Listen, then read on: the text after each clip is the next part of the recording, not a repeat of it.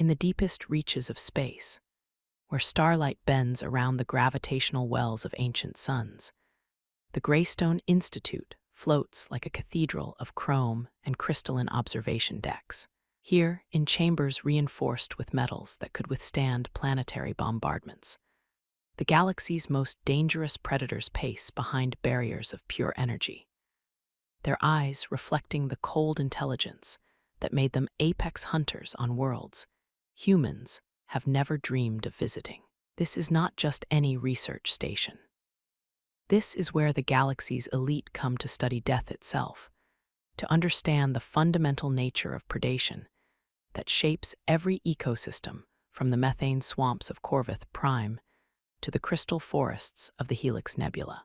The creatures contained within these walls represent millions of years of evolutionary perfection, each one a masterpiece of lethality that has never known fear, never backed down, never yielded to anything in their native domains.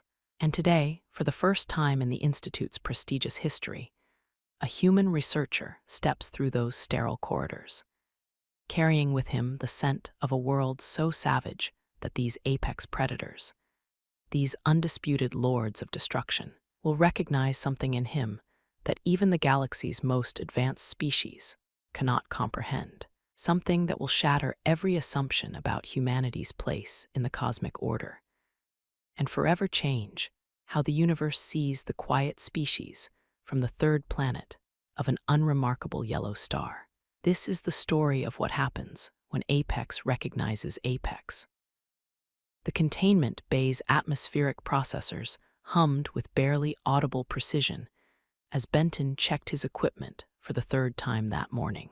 The xenobiology scanner felt familiar in his hands, its weight similar to the field analyzers he'd used on Earth, though the technology behind the smooth titanium casing could map genetic structures at the molecular level in real time. Through the observation deck's reinforced transparasteel, he could see the helix stalker in its habitat, all 7 feet of crystalline carapace and flowing pseudotentacles that had evolved in the zero-gravity crystal forests of the Andorian Reach. The creature moved with the fluid grace of something that had never encountered resistance, its 6 primary eyes rotating independently to track movement patterns that existed only in its predatory consciousness.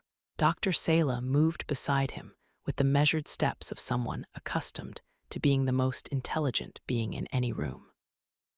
Her pale blue skin held the faint luminescence that marked her as Valetheran nobility, though she'd never mentioned her royal lineage during their research partnership. The elegant curve of her cranial ridges and the precise way she held herself spoke of genetic refinement that took centuries to achieve. But her dark eyes held the sharp focus of a scientist who'd chosen knowledge over court politics. She's been hiding something since the partnership began. Benton had noticed how she flinched whenever anyone mentioned the Valetheran Empire, how she avoided the Institute's diplomatic receptions, how she never wore the traditional clan markings that other Valetherans displayed with pride. Whatever she was running from, she'd found sanctuary in xenobiology research, throwing herself into predator studies with an intensity that bordered on obsession. The latest scan results displayed across her tablet biochemical readouts that would have taken Earth's best computers hours to process. Sela analyzed them in seconds, her enhanced neural pathways parsing data streams like a human might read a children's book. According to our behavioral models, the stalker should be entering its dormant cycle now. Sela gestured toward the creature with one graceful hand. The specimens always follow predictable patterns when observed. Rest periods, feeding responses, territorial displays, all cataloged and quantified. Benton nodded, though something about the creature's movement suggested it wasn't following any pattern at all. The stalker's tentacles had gone completely still, its crystalline hide shifting through spectrum frequencies that didn't match any of the documented behavioral responses. Every eye had focused on a single point. Him, The creature's attention felt like standing in the crosshairs of a rifle scope, that peculiar weight of being evaluated by something that existed to kill. Benton had felt it before, during those early morning hours on the Kenyan savanna when he'd tracked lions through territories where humans were distinctly unwelcome. The same electric awareness, the same bone-deep recognition that he stood in the presence of a perfect predator. But there was something else in the stalker's gaze, something that made his pulse quicken with an anticipation he couldn't name. Selah's tablet chimed with an incoming priority message, the musical tone reserved for communications from the highest levels of Veiltheran hierarchy. Her luminescence dimmed noticeably as she read the contents, her elegant features tightening with what might have been fear or resignation. Benton. She spoke his name like an anchor point, something solid to hold on to while her world shifted beneath her feet. I need to tell you something about my background. The stalker moved then, flowing across its habitat with liquid grace that defied its massive bulk. 7 feet of apex predator pressed itself against the energy barrier, not with aggression or curiosity, but with what could only be described as respectful acknowledgement. The creature's eyes had never left Benton, and now its attention felt different, weighted with recognition that transcended species barriers. Your Royal Highness. The voice came from the observation deck's entrance, formal and carefully modulated. A Veiltheran male in diplomatic regalia stood in the doorway, his clan markings proclaiming him as someone accustomed to speaking with empire builders. The Crown Council requires your immediate return to discuss the Terran integration protocols. Selah's luminescence flickered like a dying star. Benton felt the pieces clicking into place with mathematical precision.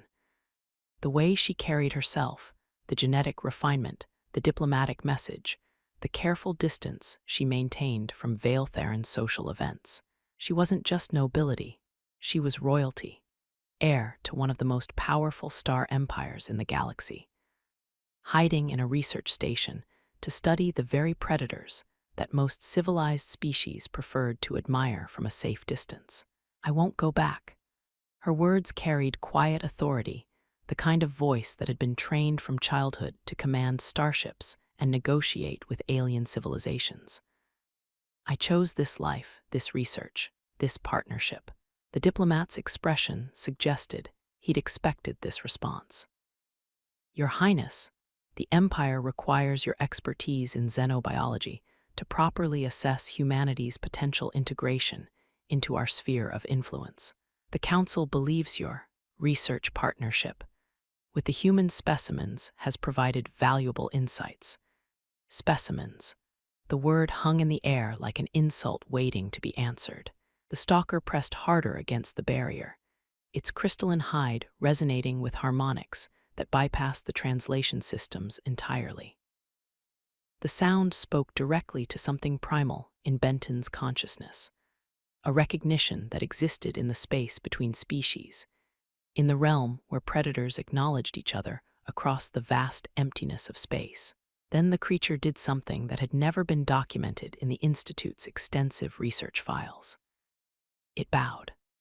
7 feet of apex predator, evolved in crystal forests where showing weakness meant death, lowered its massive head in a gesture of respect that spoke to genetic memories older than civilization. The stalker's eyes never broke contact with Benton's, and in that gaze was the recognition that one apex predator offered to another, the acknowledgement that they shared something that transcended the boundaries of worlds and species. Selah's tablet slipped from nerveless fingers, its composite casing clattering against the observation deck's polished floor. Her dark eyes moved between Benton and the stalker, processing implications that rewrote everything she'd believed about predator hierarchies and human evolutionary development. That's not possible. Her voice held the wonder of a scientist watching fundamental laws of physics bend before her eyes. Apex predators don't show deference. They compete, they challenge, they establish dominance through conflict. They don't bow. Benton finished her thought, his own voice steady despite the electricity racing through his nervous system.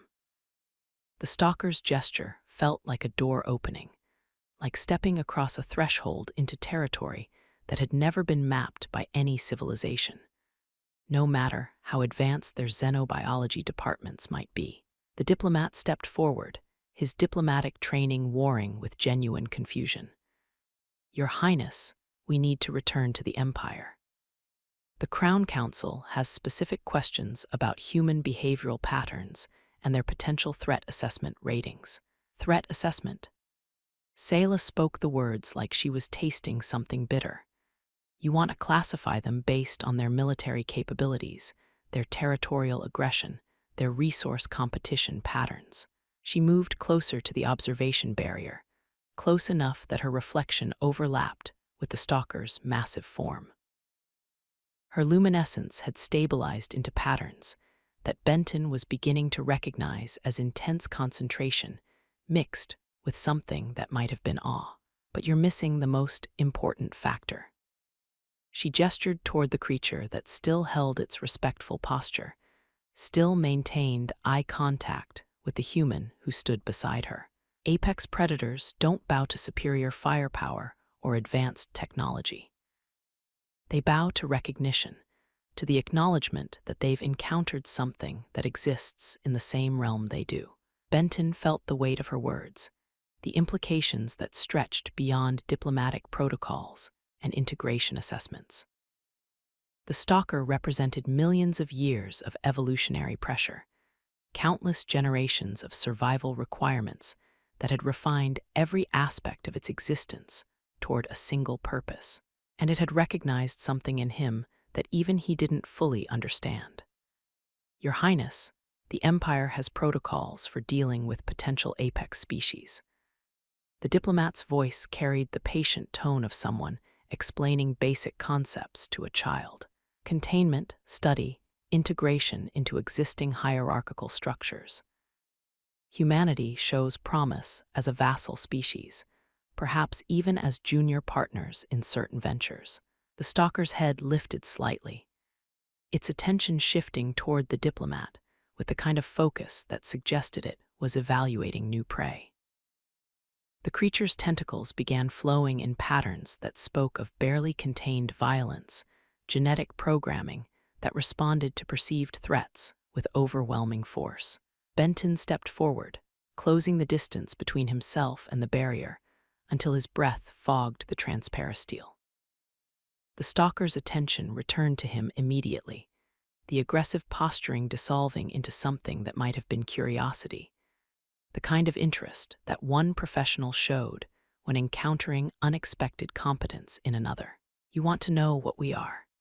He spoke directly to the creature, knowing it couldn't understand his words, but hoping it might comprehend the intention behind them. "You want to know why you recognize us, why every instinct you've developed over millions of years is telling you that we belong in the same category you do." The stalker moved closer, its massive bulk flowing against the barrier with gentle pressure that suggested careful control rather than testing for weaknesses. Its eyes had taken on a quality that transcended species barriers. Intelligence recognizing intelligence, predator acknowledging predator in ways that had nothing to do with technological advancement or diplomatic sophistication. Sayla's hand found his arm, her touch carrying warmth that had nothing to do with Veiltheran body temperature, and everything to do with shared discovery. Her royal obligations seemed very far away in this moment, pushed aside by the immediate reality of watching fundamental assumptions crumble before scientific observation. The Empire thinks humanity can be integrated into existing power structures. Her voice held wonder and something that might have been fear. "They think you're another species to be cataloged, assessed, and assigned an appropriate place in the galactic hierarchy. But they're wrong." Benton finished her thought, understanding reaching through him like electricity finding ground. The stalker wasn't showing deference to superior technology or advanced genetics. It was showing respect to something it recognized on a level that bypassed conscious thought entirely. Apex predators didn't bow to other species. They bowed to other apex predators. The diplomat cleared his throat, diplomatic protocols reasserting themselves despite the unprecedented nature of what he was witnessing. Your Highness, regardless of these interesting observations, the Crown Council expects your immediate return. The Terran integration protocols require implementation within the next galactic standard month. Sayla's luminescence shifted into patterns that Benton was learning to read as conflict, the visible manifestation of choices that would reshape not just her own future, but potentially the relationship between two civilizations. Her royal training warred with her scientific curiosity, duty competing with discovery in ways that had no easy resolution. I have a proposal. She spoke with the authority of someone accustomed to negotiating with powers that controlled star systems. Give me 1 more week to complete this research. Full documentation of predator recognition patterns, comprehensive analysis of human behavioral markers, detailed recommendations for diplomatic protocols. The diplomat's expression suggested this wasn't the response he'd expected. Your Highness, the Council has already made their decision regarding human integration parameters. Then let me provide them with better data. Her words carried the quiet confidence of someone who had never backed down from a challenge, royal or otherwise. You want to understand humanity's place in the galactic community. I can give you insights that will prevent the Empire from making a mistake that could destabilize everything we've built. The stalker's attention shifted between them, following the conversation with intelligence that suggested it understood more than any diplomatic protocol had ever considered possible. Its crystalline hide had settled into frequencies that spoke of patient observation, the kind of focused attention that apex predators brought to situations that required careful evaluation. Benton felt the moment balanced on a knife's edge, choices converging toward outcomes that none of them could fully predict. Sayla's royal obligations pulling her toward an empire that wanted to categorize humanity according to existing paradigms, while the evidence before their eyes suggested that those paradigms might be fundamentally inadequate. 1 week, the diplomat's agreement came with reluctance that spoke of political pressures beyond immediate observation. But you will return with comprehensive findings that support Empire integration protocols. Sayla's luminescence brightened with what Benton was learning to recognize as determined satisfaction. Her hand remained on his arm, warm contact that spoke of partnerships that transcended professional boundaries, research collaborations that had evolved into something neither of them had expected when this project began. The stalker pressed itself against the barrier one final time, its massive head tilting in what could only be described as a nod of acknowledgement. The gesture spoke across species boundaries with clarity that needed no translation. Recognition given, respect acknowledged, understanding reached on levels that had nothing to do with technological sophistication or diplomatic refinement.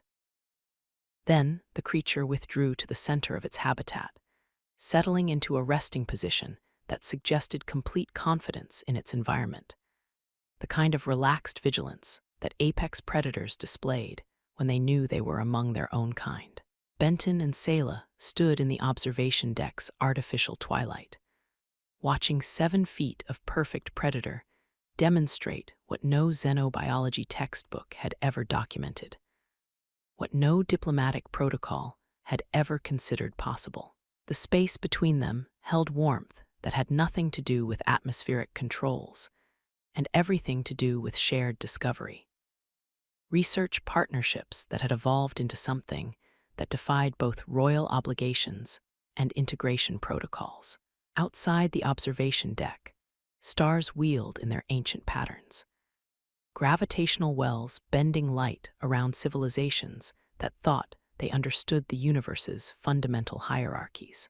But in this moment, watching an apex predator show respect to a species that most of the galaxy considered primitive. Benton and Sela held evidence that would reshape everything. The universe was about to learn that apex predators recognized each other across species barriers. That recognition transcended technological advancement or diplomatic sophistication, and that humanity's place in the galactic community would be determined not by integration protocols or vassal agreements, but by something far older and more fundamental than any empire had ever considered. 1 week to document the impossible. 1 week to prove that the galaxy's assumptions about humanity were wrong. 1 week to choose between royal duty and scientific truth, between diplomatic convenience and evidence that would force every civilization to reconsider everything they thought they knew about the quiet species from Null 3. The stalker's eyes reflected starlight and recognition, patient observation from a creature that had never bowed to anything in millions of years of evolutionary refinement. Now showing respect to visitors from a world where apex predators learned to live together instead of destroying each other. And in that recognition lay the seed of everything that would follow, choices and consequences that would reshape the galaxy's understanding of what it meant to be human, what it meant to be apex, and what it meant to find your place among the stars when you discovered that you'd never been alone at all. The universe was about to change. The only question was whether it would be ready for what humanity represented, or whether the recognition between apex predators would force changes that no diplomatic protocol had ever considered possible. Time would tell. Time and the choices made by a human researcher and an alien royal who had found something in each other that transcended the boundaries of species, empire, and the vast loneliness of space itself.